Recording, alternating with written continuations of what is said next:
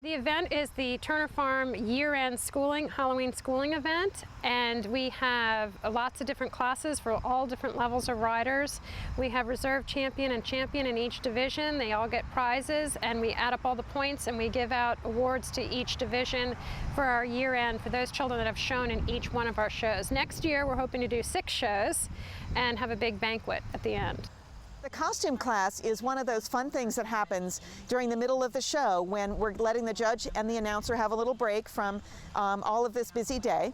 And amazing creativity this year. It's just phenomenal. So we had the Subway horse with Subway stuff all over it. Amazing. We had the little pink princess, and we had a couple Indian princesses as well. This event is really important to the community because you can see behind me this beautiful facility that was created for the equestrian community to kind of promote awareness for it. Also, we raise all the money and donate it to the park so that everyone can ride for free during the year. So it's good for a couple of reasons. People see old friends here. They say, hey, come to the horse show. People driving by stop in sometimes and say, what are you guys doing here? So it really brings kind of the community into our riding experience, but also helps raise money for the park.